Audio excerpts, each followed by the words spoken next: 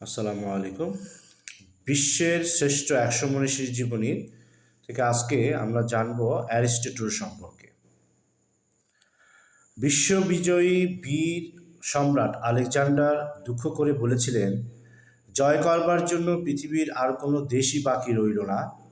তার শিক্ষক মহাপণ্ডিত অ্যারিস্টটল সম্বন্ধেও একই কথা প্রযোজ্য। জ্ঞানের এমন কোনো দিক নেই তিনি যার পথ প্রদর্শক নন। তার পলিটিক্স গ্রন্থ আধুনিক রাষ্ট্রনীতির সূচনা করেছে। পোয়েটিস গ্রন্থের নাট্যতত্ত্ব কাব্যতত্ত্বের ভিত্তি স্থাপন করেছে। আধুনিক জীববিজ্ঞানের তিনি জনক, বহুদার্শনিক তত্ত্বের প্রবক্তা।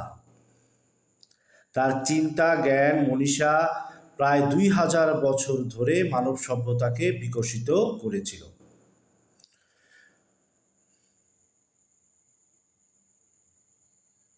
৩৮৪ খ্রিস্টপূর্বে থ্রেসের অন্তর্গত স্তাজেইরা শহরে অ্যারিস্টটল জন্মগ্রহণ করেন।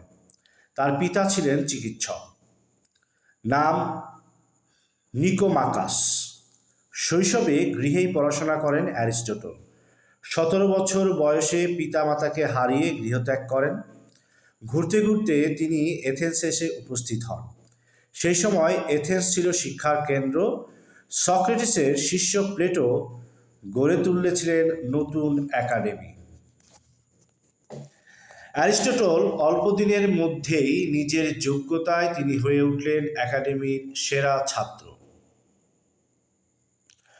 প্লেটো তার অসাধারণ বুদ্ধিমত্তায় মুগ্ধ হয়ে গিয়েছিলেন। শিক্ষাদান ছাড়াও নানান বিষয় নিয়ে গবেষণার কাজ করতেন অ্যারিস্টটল। তর্কবিদ্যা, অধিবিদ্যা, প্রকৃতিবিজ্ঞান, জীববিজ্ঞান, নীতিশাস্ত্র।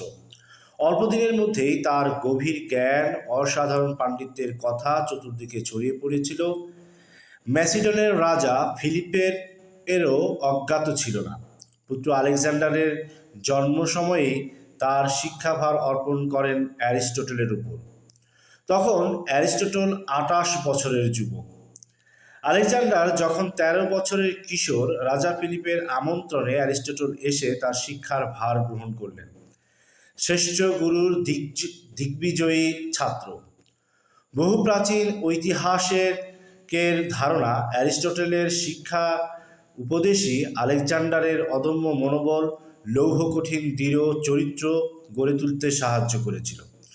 প্রকৃতপক্ষে একজনের ছিল সমগ্র পৃথিবীকে জয় করে তার উপর প্রভুত্ব করবার প্রবল ইচ্ছা, অন্যজনের ছিল জ্ঞানের নতুন নতুন জগৎ আবিষ্কার করে মানুষের জন্য তাকে চালিত করার ইচ্ছা। অ্যারিস্টটলের প্রতি রাজা ফিলিপেও ছিলেন গভীর শ্রদ্ধা। শুধু তার পুত্র শিক্ষক হিসেবে নয়, যথার্থ জ্ঞানী হিসেবেও তাকে সম্মান করতেন। অ্যারিস্টটলের জন্মস্থান স্তাজেইরা কিছু দুর্বৃত্তের হাতে ধ্বংস হয়ে গিয়েছিল। সেখানকার বহু মানুষ বন্দি জীবনযাপন করছিল। রাজা ফিলিপ অ্যারিস্টটলের ইচ্ছায় শত্রু সেনার হাত থেকে শুধু স্তাজেইরাকে উদ্ধার করেননি, ধ্বংসস্তূপের মধ্য থেকে শহরকে নতুন করে গড়ে তুললেন। অ্যারিস্টটল একদিকে ছিলেন মহাজ্ঞানী, অন্যদিকে সার্থক শিক্ষক। তাই গুরুর প্রতি আলেকজান্ডারের ছিল অসীম শ্রদ্ধা। তিনি বলতেন, পিতার কাছে পেয়েছি আমার এই জীবন, আর গুরুর কাছে শিক্ষালাভ করেছি কিভাবে এই জীবনকে সার্থক করা যায় তার জ্ঞান।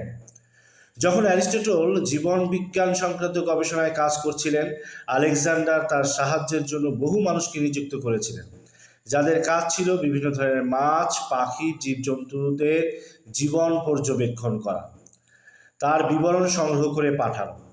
দেশ বিদেশে যেখানেই কোনো পুঁথি পাণ্ডুলিপির সন্ধান পাওয়া যেত, আলেকজান্ডার যে কোনো মূল্যেই হোক সেই পুঁথি পাণ্ডুলিপি সংগ্রহ করে গুরুর হাতে তুলে দিতেন।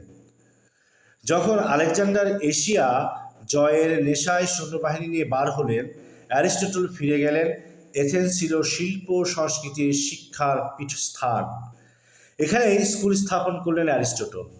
তখন তার বয়স ৫০ বছর। স্কুলের নাম রাখা হলো লাইসিয়াম, কারণ কাছেই ছিল গ্রিক দেবতা লাইসিয়ামের মন্দির। ৩২৩ খ্রিস্টপূর্বে আলেকজান্ডারের আকস্মিক মৃত্যু হলো। এতদিন বীর ছাত্রের ছত্রছায়ায় যে জীবনযাপন করতেন তাতে বিপর্যয় নেমে এলো। কয়েকজন অনুগত ছাত্রের কাছ থেকে সংবাদ পেলেন তার বিরুদ্ধে ষড়যন্ত্র শুরু হয়েছে। সক্রেটিসের অন্তিম পরিণতির কথা অজানা ছিল না অ্যারিস্টটলের। তাই গোপনে এথেন্স ত্যাগ করে ইউরিয়া দ্বীপে গিয়ে আশ্রয় নিলেন। কিন্তু এই স্বেচ্ছা নির্বাসনের যন্ত্রণা বেশিদিন ভোগ করতে হয়নি অ্যারিস্টটলকে। 322 খ্রিস্টপূর্বে তার মৃত্যু হলো।